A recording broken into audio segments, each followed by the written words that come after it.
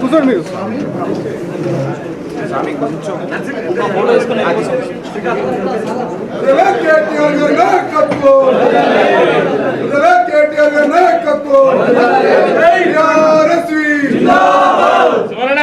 కేసీఆర్ గారి నాయకత్వం long live long live KCR long live long live long live KCR long live BRS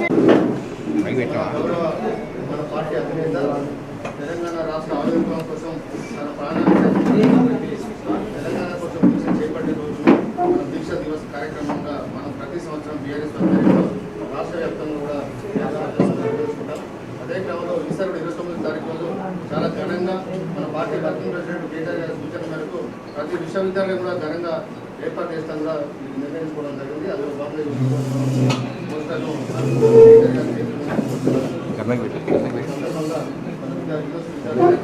ఉద్దేశించి మాట్లాడుకుంటూ మన పార్టీ వర్కింగ్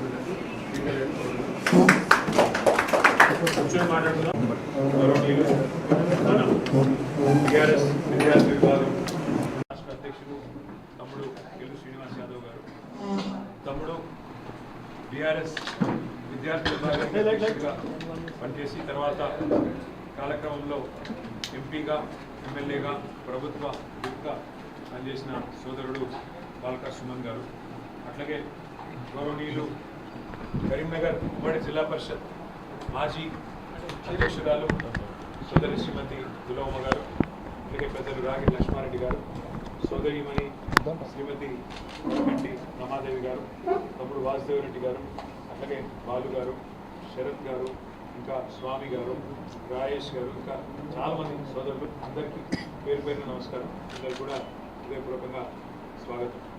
అయితే మరి నిజానికి ఏదేదో మీడియా కార్యక్రమంలాగా అనుకోలేదు, కేవలం మనం కొంతమంది కలిసి మాట్లాడుకుందాం అనుకున్నాం కాబట్టి చిన్నగానే చేస్తున్నాం.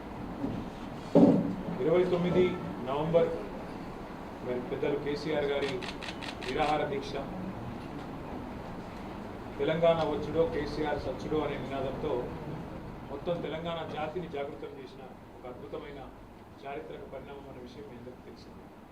మరి ఆ సందర్భంగా ఆనాడు కేసీఆర్ గారు అటు దీక్ష కూర్చోగానే మొట్టమొదటి కదలికలు తెలంగాణ సమాజాన్ని కదిలించిన మరి అడుగులు ఎక్కడ పడ్డాయి అంటే మన విశ్వవిద్యాలయాల్లో మన విద్యార్థి సోదరులు అన్నాడు ఉస్మానియా కావచ్చు, కాకతీయ కావచ్చు, లేదా రాష్ట్రంలోని అన్ని యూనివర్సిటీలు పాలమూరు కావచ్చు, మహాత్మా గాంధీ కావచ్చు, శాతవాహన కావచ్చు, తెలంగాణ యూనివర్సిటీ కావచ్చు, అన్ని విశ్వవిద్యాలయాల్లో ఆ రోజు మీరు కదం దొక్కితేనే అల్టిమేట్గా ఆ 11 రోజుల దీక్ష మరి ఫలించింది. అల్టిమేట్గా తెలంగాణ ప్రకటన వచ్చింది, తెలంగాణ రాష్ట్రం కూడా వచ్చింది. నిజానికి జూన్ 2, 2014 తెలంగాణ దినోత్సవంగా ఫార్మేషన్ డేగా మనం జరుపుకుంటాం. కానీ నా మనసులో నాకున్న అవగాహన, నాకున్న ఆలోచన అయితే ఖచ్చితంగా మనం అందరం కూడా దీక్ష ఫలించిన రోజు, ఏ రోజైతే మనం విజయ దివస్గా జరుపుకుంటామో 9 డిసెంబర్ 2009, దాన్నే నిజంగా చెప్పాలంటే తెలంగాణ రాష్ట్ర ఏర్పాటు, తెలంగాణ ఆవిర్భావానికి కూడా కీలక ఘట్టంగా మనందరం కూడా ఒప్పుకోక తప్పని పరిస్థితి.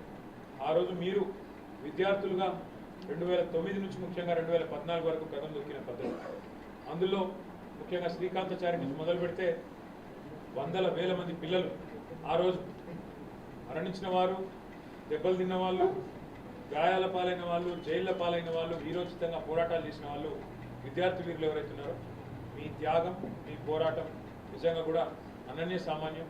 ఎన్ని రకాలుగా కీర్తించినా, ఎన్ని రకాలుగా పొగిడినా తక్కువనే అవుతుంది. అయితే తెలంగాణ రాష్ట్రం మనం అనుకున్నట్టుగానే ఏర్పడ్డ ఈ రాష్ట్రంలో పెద్దలు కేసీఆర్ గారి నాయకత్వంలో 10 ఏళ్ల పాటు మరి చాలా గొప్పగా అన్ని రంగాలతో పాటు విద్యా వ్యవస్థను కూడా బాగా చేసే ప్రయత్నం బలంగా మనం చేసినాం.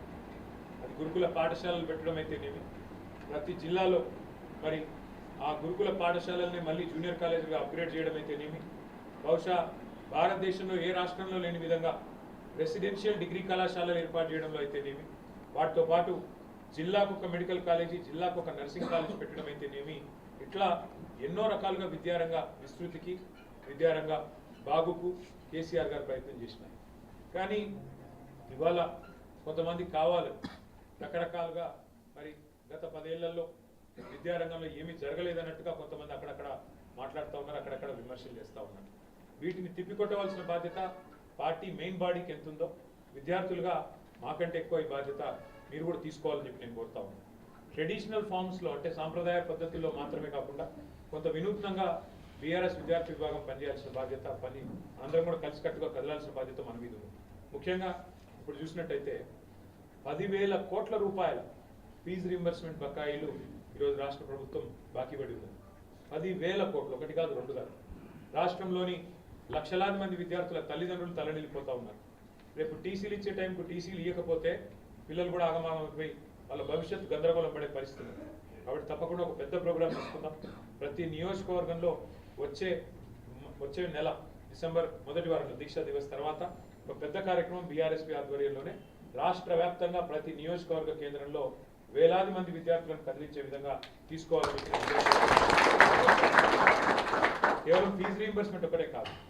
రెండవ మాట కూడా మీరు గుర్తుపెట్టుకోండి, 1022 గురుకుల పాఠశాలలు కేసీఆర్ గారు మరి ఎంతో ప్రేమతో రాష్ట్రంలోని విద్యార్థుల కోసం, ముఖ్యంగా బలహీన వర్గాల విద్యార్థుల కోసం కేసీఆర్ గారు ఏర్పాటు చేస్తే ఇవాళ ఆ విద్యార్థులు మరణించే దిశగా వారికి అన్నం పెట్టక, వారిని సరిగా చూసుకోక, ఇబ్బందుల పాలు చేసి, సరిగా మెయింటెనెన్స్ లేక ఆ ప్రాంగణాలు ఇవాళ పాము గారి చచ్చిపోయి కల్తీ ఆహారంతో మరణించి చివరికి ఆత్మహత్యలు చేసుకునే దుస్థితి, దగ్గర 100 మంది పిల్లలు ఇప్పటికే గురుకులాల్లో మరణించిన పరిస్థితి మీ కళ్ళ ముంగట్నే ఉంటుంది.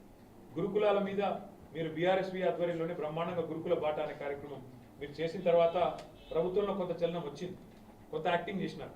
మంత్రి గారు పోవాలా, ఎమ్మెల్యే గారు పోవాలా,